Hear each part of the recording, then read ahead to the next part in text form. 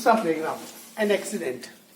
मैंने आपको पहले भी बताया था कि पैराग्राफ कोई भी आए, मेंटली आपकी मेंटलिटी ऐसी होनी चाहिए कि आपको हिंदी में तो आना चाहिए। अब इंग्लिश में बनेगा कब, जब हिंदी में आएगा। जैसे पूछते हैं एक्सीडेंट पे, अब एक्सीडेंट यूं नहीं कि 2 एरोप्लेन में एक्सीडेंट हुआ मैंने देखा, वो लिखोगे वो आप नहीं लिख पाओगे।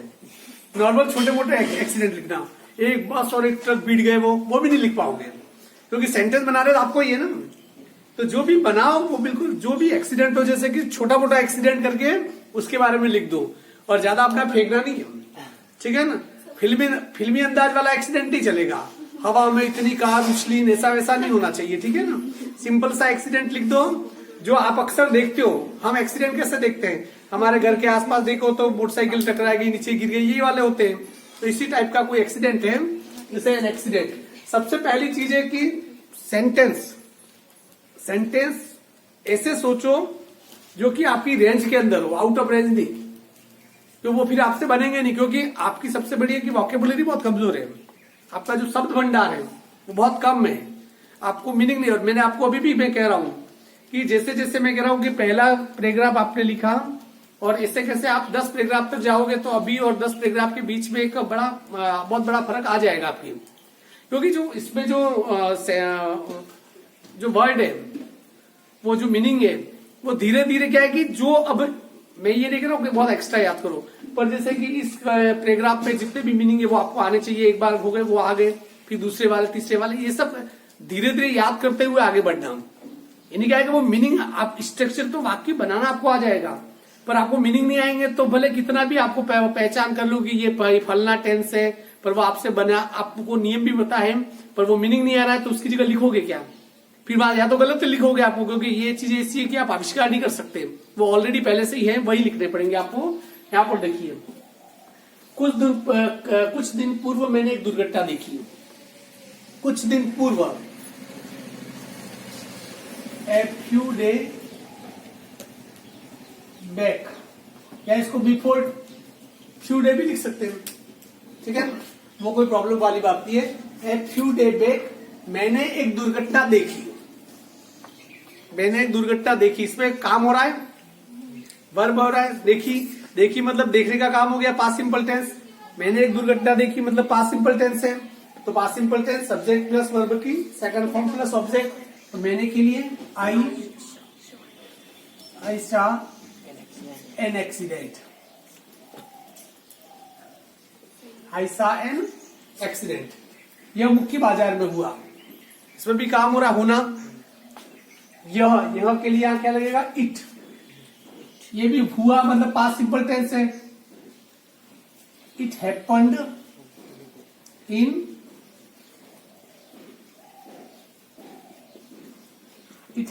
इन मैन मार्केट, यह मुख्य बाजार में हुआ। एक साइकिल सवार उत्तर दिशा से आ रहा था। इसमें काम हो रहा है, वर्बिल है, काम हो रहा है, आने का काम हो रहा है। तो फिर टेंस कौन सा है, काम हो रहा है तो टेंस से बनेगा रहा था, पास्ट कंटिन्यू। पास्ट कंटिन्यू का रूल्स क्या है, सब्जेक्ट प्लस वाज या वर्ब के साथ आईएनजी। तो एक साइकिल सवार, तो साइकिल सवार में ए साइक्लिस्ट, ए साइक्लिस्ट, उसके साथ क्या लगेगा, वाज। आ रहा है, आने को क्या कहते हैं, कमिंग फ्रॉम नॉर्थ साइड, ठीक है। अगला, अचानक एक कार तेजी से विपरीत दिशा से आई।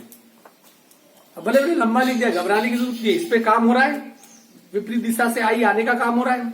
आई का मतलब या ये past simple tense. Past simple tense मतलब सब्जेक्ट प्लस वर्ब की सेकंड फॉर्म प्लस ऑब्जेक्ट। एक कार, अचानक को क्या लिखेंगे, suddenly a car came speedily from opposite side. Opposite side मतलब विपरीत दिशा से। कहां से आई वो, विपरीत दिशा से आई। हाँ, डिफरेंट साइड भी लिखी, पर इससे विपरीत दिशा है तो फिर वो अलग साइड्स का मतलब विपरीत नहीं होता है, मतलब सामने से आई।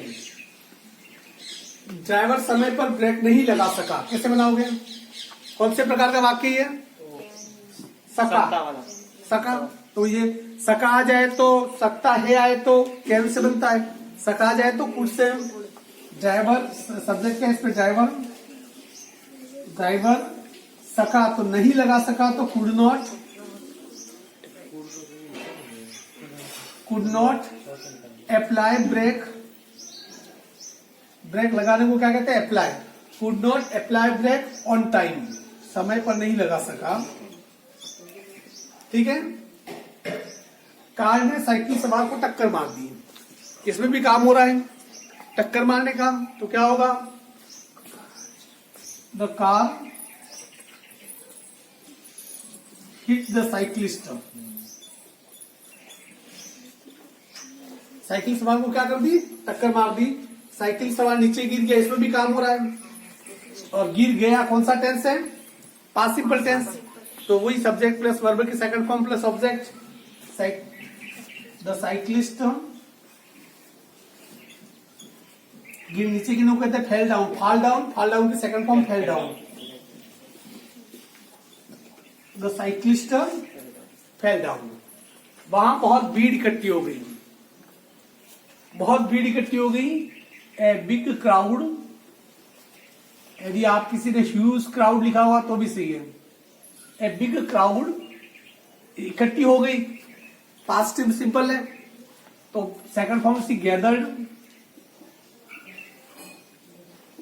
गैदर्ड देयर, एक बड़ी भीड़ वहां पर क्या हो गई, इकट्ठी हो गई, लोग कार ड्राइवर पर चिल्लाने लगे। ये ध्यान रखना हमेशा, जब भी किसी वाक्य में आप सोचो ऐसा लगे, वह तेजी से भागने लगा, वह तेज गति से गाड़ी चलाने लगा, वह गुनगुनाने लगा, वह टीवी देखने लगा, ये लगे वाले वाक्य जब भी आ जाए ध्यान रखना इसे बिगेन टू से बनाएंगे, किससे, बिगेन टू से। जैसे कि लोग कार ड्राइवर पे चिल्लाने लगे, पीपल बिगेन टू, और उसके बाद क्या करने लगे, चिल्लाने लगे, तो उसकी first form began to cry on car driver. जैसे वह गाने लगा, ही बिगेन टू सिंग, वह भागने लगा, he began to run away, वह पेड़ पर चढ़ने लगा, he began to climb on the tree, वह टीवी देखने लगा, he began to watch TV. ये ध्यान रखना, ठीक है। उसने भागने की कोशिश की, इसमें दो काम हो रहे हैं, भागना और कोशिश करना। पास्ट सिंपल में मैंने बताया था कि जब किसी भी सेंटेंस में दो वर्ब आ जाए तो ये पास्ट सिंपल है, तो पहली वर्ब तो वर्ब की सेकंड फॉर्म में जाएगी, फिर उसके बाद टू लगा के वर्ब की फर्स्ट फॉर्म जो दूसरी वर्ब है।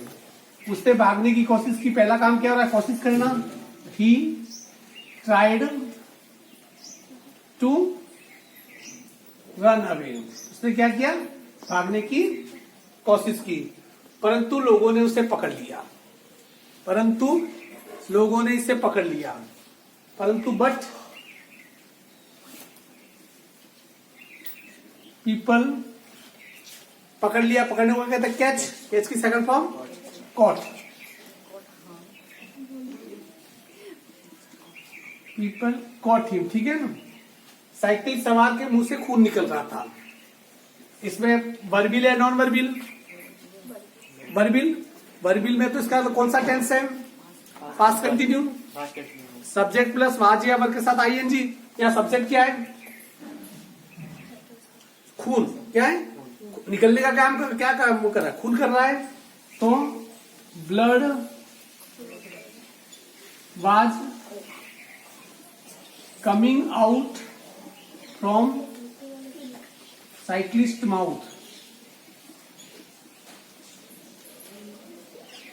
उसके मुंह से क्या कर रहा था, खून निकल रहा था। किसी ने 108 पर कॉल किया और एम्बुलेंस बुलाई, इसमें कौन सा टेंस है, काम हो रहा है कॉल लगाना और एम्बुलेंस बुलाई, एक में दो वाक्य है, देखिए दो वाक्य कैसे हैं, फोन किया और एम्बुलेंस बुलाई, तो ये पास्ट सिंपल है, किसी ने 108 पर कॉल किया, तो someone called on 108 and ambulance बुलाई, एंड कॉल्ड एम्बुलेंस, और एम्बुलेंस बुलाई। यह जल्दी आई और साइकिल सवार को अस्पताल ले गई। यह जल्दी आई मतलब क्या जल्दी आई? इट लगेगा, इट कम्स केम सून। ये भी दो वाक्य देखो, जल्दी आई, इट केम सून, और साइकिल सवार को अस्पताल ले गई,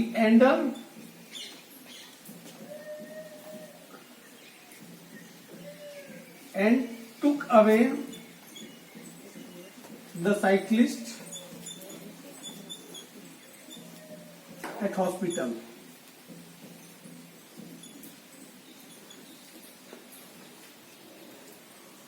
ये आपके लिए थोड़ा मुश्किल आपको लगेगा, क्योंकि ये ऐसा पहली बार आपके साथ हो रहा है, और पहली बार जो काम करते हो वो बड़ा मुश्किल लगता है। ये काम आज से कई साल पहले हो जाना चाहिए था, पर हमारे इस क्षेत्र में क्या है कि हमें अंग्रेजी का मतलब यही सिखाया जाता है कि रट के लिखो। हम क्या है, छोटी क्लासों में जब आप थे उस समय 5 लेटर दे देते, 5 एप्लीकेशन दे देते थे, 3-4 प्रोग्राम दे देते थे, 2-4 स्टोरी दे देते थे, और ये रट लेना, पूरे साल भर रट लेते थे, और एग्जाम में उनमें से आती थी।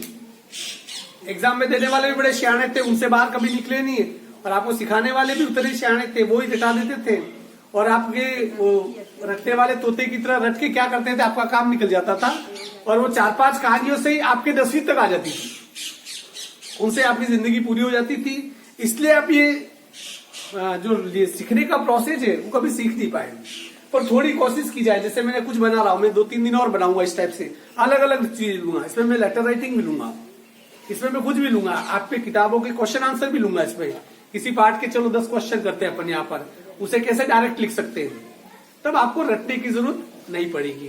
क्लियर? इससे उतार दो, ठीक, जिसने करेक्शन कर दे।